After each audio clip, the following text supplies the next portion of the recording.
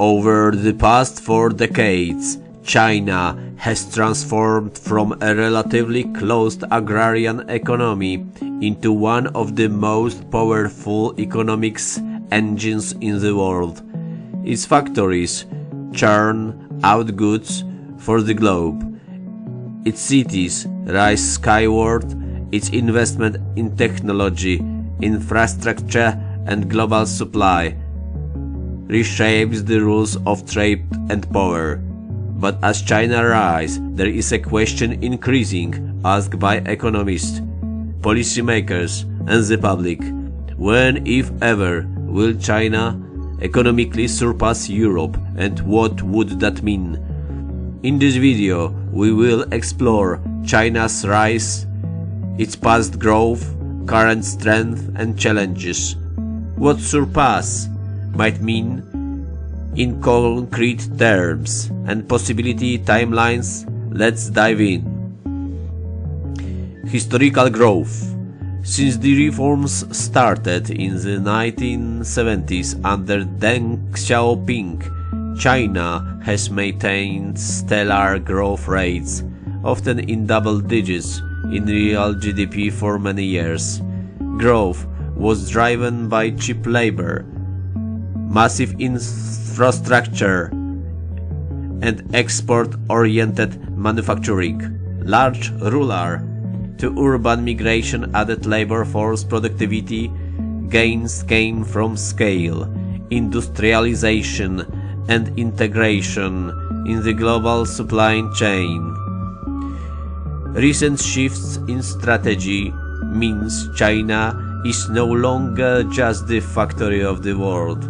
There is push toward high-tech manufacturing, innovation, services, self-reliance in certain technology sectors, made in China, dual circulation strategy, also heavy investment in green technologies, electric vehicles, solar panels, battery production, etc. China has moved significantly into sectors traditionally dominated by advanced economics. The European Commission (ECB) analyzes how the China is rapidly increasing its competitiveness. In many sectors where EU firms used to dominate, especially in green technologies. These green technologies are taken over by China.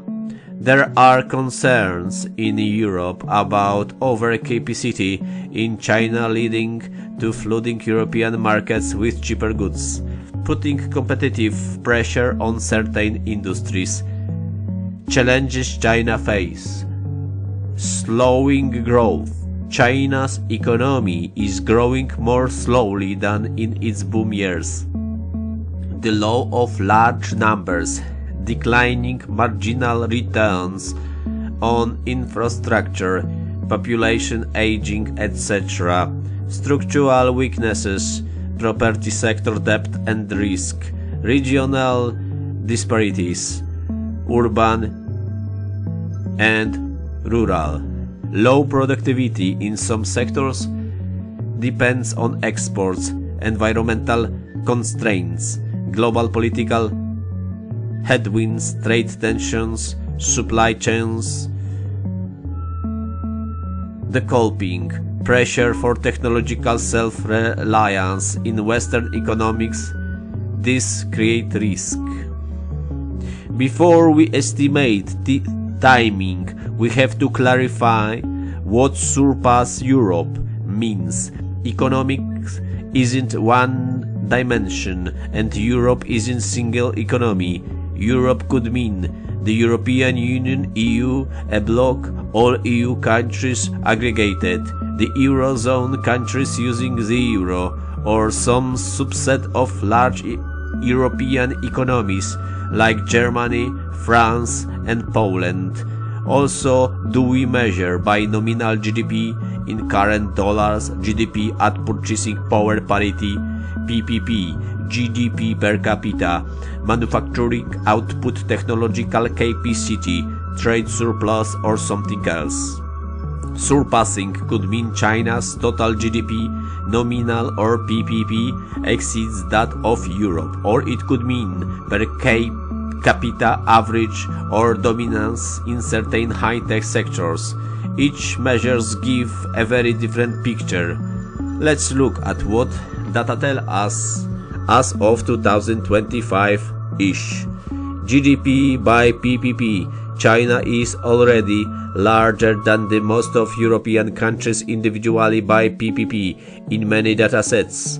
China's size in PPP terms rivals or exceeds that of the EU in aggregation. Nominal GDP in current international dollars, China is world's second largest economy, behind the US. However, when measured in nominal dollars, Europe, specifically the EU, still holds a big share because its economies tends to have higher GDP per capita and higher pricing. GDP per capita, China lags far behind European average. Even with a huge growth, its per capita GDP is much lower, meaning living standards are still catching up. Technological and industrial capacity, China is closing the gap in certain sectors: green tech, solar, AI, but in many high-end innovation, Europe retains strong position is still high in machinery, pharmacy, high luxury goods, financial services. So in some metrics, China has already surpassed parts of Europe. In order, it remains behind. Here's why the estimation gets sticky. Based on current growth rates, structural trends and challenges, here are possible scenarios.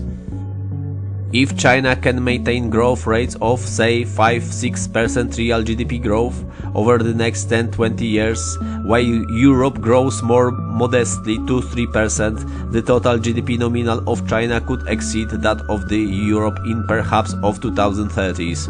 With strong performance in high technology, green industries plus improvement domestic consumption, China could close the gap more quickly. Recognizing constraints, slowing population debt risk, environmental links, global political fractions, China may instead grow at perhaps 3-5%, and Europe might also grow slowly but steadily. Under this, China may surpass aggregate EU GDP in nominal terms somewhere in 1940s, or perhaps in PPP terms earlier, but nominally terms later.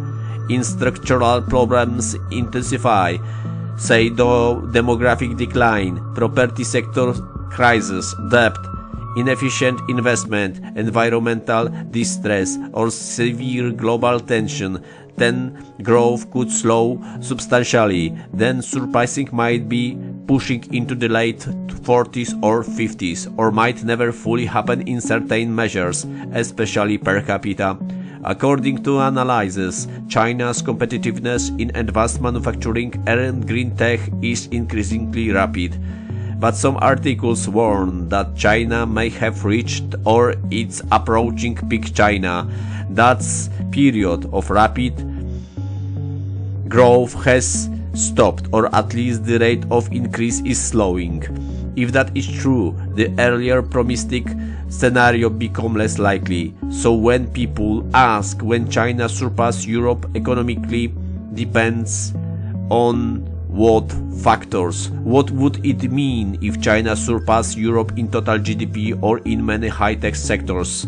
Economic power shift, more influence in setting global norms, trading rules, supply chains. Europe might find itself more often to catch up mode in green tech, manufacturing and digital technology.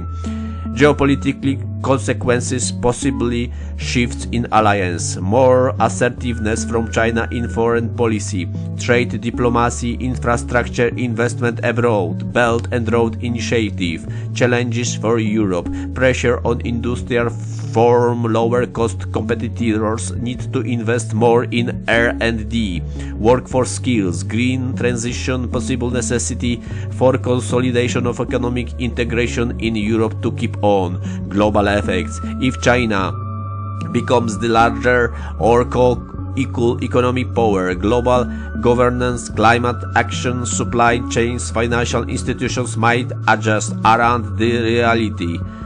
To sum up, China's economic rise is real, deep and multi problems in many respects in terms of GDP, especially in PPP terms and industrial strength.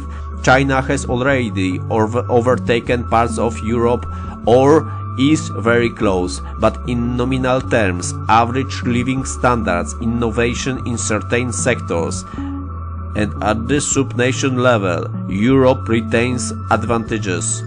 If things go well for China, and assuming Europe grows steadily but not spectacularly, it is pleasurable. China will overtake Europe in nominal GDP, sometimes in 2030s, 2040s, but there is a wide margin of error. Delays, risk, or structural problems could push that further into the future. Ultimately, economic size alone is not everything. Per capita prosperity, rights, environment, social stability also counts, but certainly the rise of China will reshape the global balance Europe will need to adopt. Thanks for watching. Thank you very much. If you like this discussion, let me know what metric you want to matter most. GDP, innovation per capita, and I might explore the next. Don't forget to like, subscribe and ring the bell so you don't miss next video.